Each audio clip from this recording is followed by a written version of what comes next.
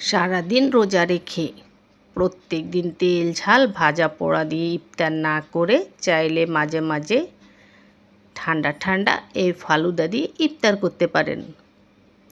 এতে করে শরীরে এনার্জি আসবে, এছাড়াও পেটটা ঠান্ডা থাকবে, মনটা থাকবে খুশি, যাকে খাওয়াবেন সেও খুশি। দেশ এবং দেশের বাইরে যে যেখান থেকে আজকের ভিডিওটা দেখছেন সবাইকে আসসালামু আলাইকুম। আজ বানিয়ে দেখাবো রেস্টুরেন্ট স্টাইলে ফালুদা। আমার আজকের এই সহজ রেসিপিটা আশা করছি সকলের ভালো লাগবে। ভালো লাগলে চ্যানেল সাবস্ক্রাইব করে রাখবেন। রমজানে এই ফালুদাটা বানিয়ে ইফতারে পরিবেশন করলে একেবারে কলিজা ঠান্ডা হয়ে যাবে। চলুন দেখাচ্ছি। ফালুদা বানানোর জন্য প্রথমে আমি একটি বাটিতে নিয়ে নিচ্ছি হাফ কাপ পানি, নিয়ে নিচ্ছি কাস্টার্ড পাউডার। আমার পেজে কাস্টার্ড পাউডার বাসায় বানানোর রেসিপি দেওয়া আছে, চাইলে দেখে নিতে পারবেন। আবার কাস্টার্ড পাউডারটা কিন্তু দোকানে কিনতেও পাওয়া যায়। হাফ কাপ পানির সাথে আমি পুরো 4 টেবিল চামচ সমান করে কাস্টার্ড পাউডার নিয়ে নিচ্ছি। এবার ভালোভাবে পানির সাথে কাস্টার্ড পাউডারটা মিশিয়ে নিতে হবে, যাতে জমাট বেঁধে না থাকে। খেয়াল করুন আমি কিভাবে মিশিয়েছি। মেশানো শেষ। এবার এই কাস্টার্ডের মিশ্রণটাকে এক সাইডে রেখে দিচ্ছি। নিয়ে নিচ্ছি একটি হাঁড়িতে 1 লিটার পানি, নিয়ে নিচ্ছি হাফ কাপ চিনি, এটা মেজারমেন্ট কাপ, 1 চা চামচ পুরো 1 চা চামচ লবণ। এবার নিয়ে নিচ্ছি দুধ। আজকে আমি পাউডার মিল্ক দিয়ে ফালুদাটা বানাবো, তাই এটাই নিয়ে নিচ্ছি। মেজারমেন্টের হাফ কাপটা আমি উঁচু উঁচু করে দুবারে নিয়ে নিচ্ছি। দেখুন সমান করে নিলে এখানে 1.5 কাপ পাউডার মিল্ক দিছি, উঁচু উঁচু করে নিছি, তাই 2 কাপ। আপনারা যদি লিকুইড দুধ দিয়ে বানাতে চান সেক্ষেত্রে 1 লিটার দুধ নেবেন, তার সাথে হাফ কাপ পাউডার মিল্ক দিবেন, দিতেই হবে। না দিলে ফালুদার সঠিক টেস্টটা পাবেন না। দুধটা যত ঘন হবে ফালুদার টেস্টটা ততই ভালো হবে। আর যদি পাউডার মিল্ক দিয়ে বানাতে চান সেক্ষেত্রে আমার মতো পরিমাপ নেবেন, তাহলেই হবে। বেশি বানালে বাড়িয়ে নেবেন, কম বানালে কমিয়ে নেবেন।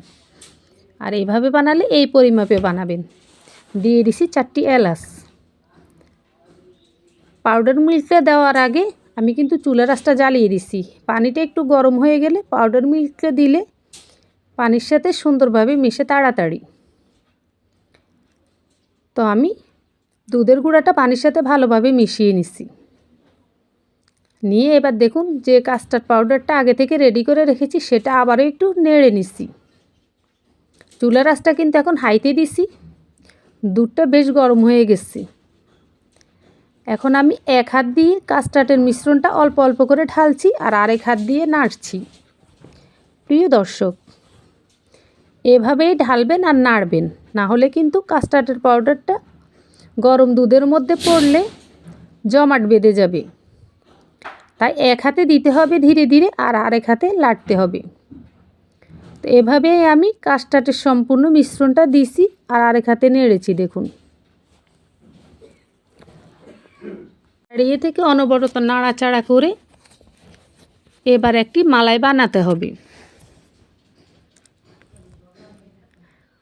এখানে আমি 1 কেজি পানি দিছি, সেটাকে আমি জাল করে 3 পোয়াতে আনলেই কিন্তু সুন্দর একটা ঘন মালাই হয়ে যাবে। আর যদি এর চেয়ে বেশি ঘন মালাই খেতে চান সেক্ষেত্রে হাফ করে নেবেন জাল করে, বাস তাহলেই হয়ে যাবে।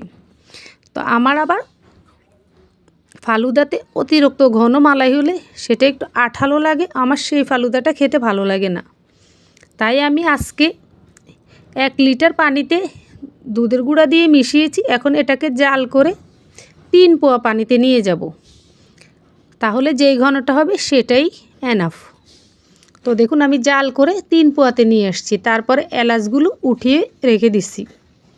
এবার এই দুধটাকে আমি প্রথমে ঠান্ডা করেছি, পরে নর্মাল ফ্রিজে রেখে দিছি 2 ঘন্টার জন্য। এই 2 ঘন্টার মধ্যে বাকি প্রিপারেশনটা নিয়ে নিচ্ছি। চুলায় আবারও একটি হাঁড়িতে আমি পানি নিয়ে নিচ্ছি। পানিতে আমি দিয়ে দিছি সাবুদানা, এখানে 20 টাকার সাবুদানা আছে, সাবুদানাটার কোনো পরিমাপ করিনি, আমি বাজার থেকে 20 টাকার এক প্যাকেট সাবুদানা কিনে এনেছি, সেটা পুরোটা নিছি। সাবুদানাটা দিয়ে বেশি নাড়াচাড়া করা যাবে না, তাহলে কিন্তু সাবুদানাটা ভেঙে যায়। আলতোভাবে নাড়াচাড়া করে সাবুদানাটা সেদ্ধ করে নিতে হবে।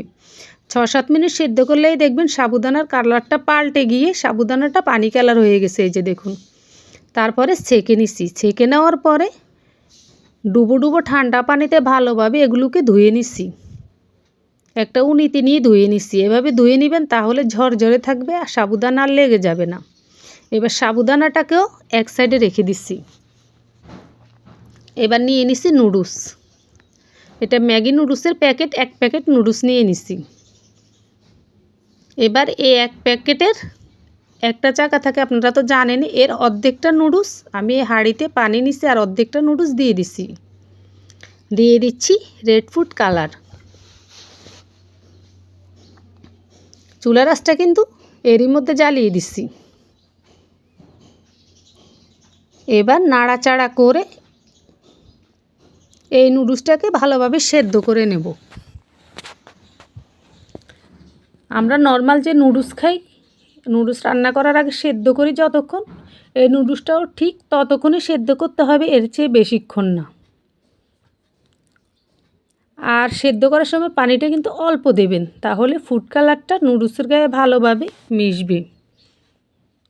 তো এই যে দেখুন ভালোভাবে সিদ্ধ করে নিচ্ছি, একটু নাড়াচাড়া করে দিচ্ছি যাতে নুডলসের চাকাটা ভালোভাবে ছড়িয়ে যায় এবং ফুড কালারটা ভালোভাবে এর গায়ে লাগে। কিছুক্ষণ সিদ্ধ করে নেওয়ার পরে নুডলসটা আমি পানি থেকে ছেঁকে এক সাইডে রেখে দিচ্ছি। এবার আবারও পাতিলে একটু পানি নিয়ে নিছি, নিয়ে বাকি অর্ধেকটা নুডলস দিয়ে দিছি। দিয়ে দিচ্ছি কিছু সবুজ ফুড কালার। ঠিক একইভাবে আগের মতোই এটাকেও এই ফুড কালার দিয়ে সেদ্ধ করে নেব। কিছুক্ষণ সেদ্ধ করলেই দেখবেন নুডলসের গায়ে কালারটা খুব সুন্দরভাবে লেগে গেছে। আর নুডলসটা বেশি শক্ত রাখবেন না, আবার নরমও করবেন না। আমরা নর্মাল যে নুডলস সেদ্ধ করি তারপর রান্না করে খাই, ঠিক সেরকম করবেন। তো এটাও হয়ে গেছে। এবার এটাকেও পানি থেকে ছেঁকে নিচ্ছি। আমি আবারও বলছি, ম্যাগি 1 প্যাকেট নুডলসকে আমি 2 ভাগে 2টো কালার দিয়ে সেদ্ধ করে নিছি। পানি থেকে ছাকার পর আমি কিন্তু আবার ঠান্ডা পানিতে ডুবো ডুবো ঠান্ডা পানিতে এগুলো ধুয়ে নিছি, যার কারণে নুডলসটা একেবারে ঝরঝরে। নিয়ে নিছি কিছু কাঠবাদাম কুচি করে ও কিছু কিশমিশ ধুয়ে নিছি। এবার এগুলোকে এক সাইডে রেখে দিছি। দিয়ে দেখুন 2 ঘন্টা পরে ফিরে আসলাম। 2 ঘন্টা আমি আগে থেকে দুধ আর কাস্টার্ড পাউডারের যে মিশ্রণটা তৈরি করে ফ্রিজে রেখেছি, সেটা ফ্রিজে ভালোভাবে ঠান্ডা হয়ে গেছে। এটা ফ্রিজে নর্মালে রেখেছি। ঠান্ডা হওয়ার সাথে সাথে দেখুন এই মালাইটা কিন্তু আরও ঘন হয়ে গেছে।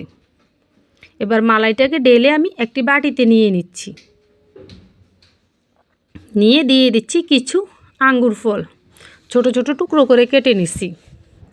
দিয়ে দিচ্ছি একটি কমলা। কমলাটার বিচি ফেলে খোসা ছেড়িয়ে উপরের সাদা অংশটা ছেড়িয়ে সুন্দর করে নিচ্ছি। এবার দিয়ে দিচ্ছি একটি আপেল। আপেলটার খোসা ছাড়িয়ে নিয়ে ছোট ছোট টুকরো করে নিচ্ছি। দিয়ে দিচ্ছি বড় সাইজের একটি কলা। কলাটাকেও আমি ছোট ছোট টুকরো করে নিচ্ছি। এবার দিয়ে দিচ্ছি আগে থেকে সেদ্ধ করে ঠান্ডা পানি দিয়ে ধুয়ে রাখা সে সাবুদানাগুলো, সম্পূর্ণটা একসাথে দিছি। বাটি থেকে পড়ার পর মনে হয় যে জমাট বেঁধে গেছে, না জমাট বাঁধেনি, কারণ আমি ঠান্ডা পানি দিয়ে ধুয়েছি। চামচ দিয়ে লাড়া দিছি, পরে দেখুন ঝরঝরে হয়ে গেছে সাবুদানাটা। ঠিক আমার মতো করবেন, তাহলে একেবারে ঝরঝরে থাকবে। ঝরঝরে না থাকলে কিন্তু খেতে ভালো লাগবে না। এবার দিয়ে দিছি 2 কালারের নুডলসই। এবার নিয়ে নিচ্ছি জেলো। এটা রেড ফুড কালারের জেলোটা। নিয়ে নিচ্ছি অরেঞ্জ কালারের জেলোটা। ও নিয়ে নিচ্ছি সবুজ কালারের জেলোটা। প্রিয় বন্ধুরা, আমি আজকে এটা ছাড়বো, তাই কালকে কিন্তু আগে থেকে জেলো বানিয়ে আমি জেলোটা কিন্তু আমার পেজে ছেড়ে দিচ্ছি। আপনারা যারা কালকের পর্বটা দেখেননি, আজকে তারা দেখে নেবেন। জেলো বানানো একেবারে সহজ, বাসায় বানিয়ে ফেলতে পারবেন। যাই হোক, জেলোটা দেওয়ার পরে এবার দিয়ে দিছি ধুয়ে রাখা সে পরিষ্কার করে রাখা কিশমিশগুলো ও কাঠবাদাম কুচিগুলো। এবার দিয়ে দিচ্ছি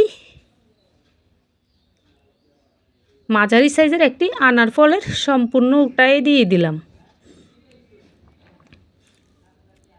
সব কিছু দেওয়ার পরে আপনারা চাইলে আরও কিছু ফল মেশাতে পারবেন যদি আপনারা মেশাতে চান। এখানে যত বেশি ফল মিক্স করা হবে ততই বেশি টেস্ট লাগবে। তো আমার বাটিটা ছোট হয়ে গেছে, তাই আমি একটা বড় বাটিতে ঢেলে নিচ্ছি। এই যে দেখুন, বড় একটা বোলে ঢেলে নিচ্ছি। এবার এগুলোকে সুন্দরভাবে মিশিয়ে নিতে হবে যাতে করে সব কিছু গায়ে গায়ে মিশে। আলতোভাবে মেশাবেন, আবার চেপে চেপে মেশাবেন না, সেক্ষেত্রে গলে যাবে। আরেকটি কথা, আমি যেভাবে প্রথম থেকে সব কিছু রেডি করে এনেছি আপনারা ঠিক সেভাবে করবেন। দেখুন, দুধের মিশ্রণে দেওয়ার পরে কিন্তু জেলো বা নুডলস কোনো কিছুই কিন্তু রং ছাড়ছে না। সঠিক নিয়মের কারণে দেখা যায় সঠিকভাবে না করলে এরকম দুধের মধ্যে দিলেই কালারটা ছেড়ে দেয়, সেক্ষেত্রে দেখতে সুন্দর লাগে না, খুবই বাজে লাগে।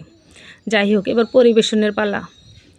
আমরা বড় বড় রেস্টুরেন্টে যখন খেতে যাই তখন কিন্তু এই গ্লাসে করে ফালুদাটা দেয়।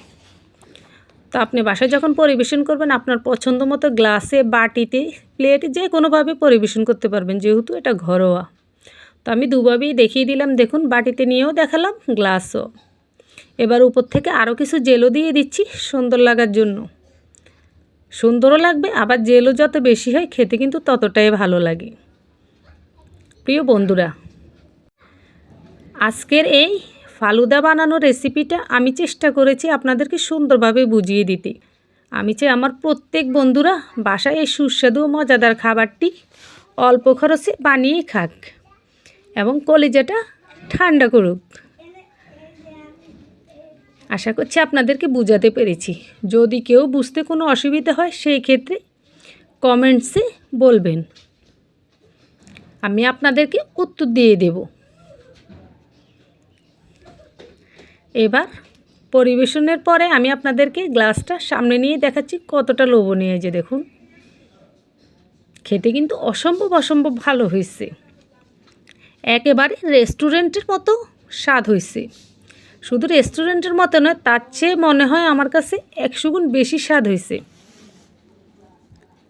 আশা করছি আপনারা বাসায় একবার ট্রাই করবেন। ট্রাই করে কেমন হয়েছে আমাকে কমেন্টসে বলবেন।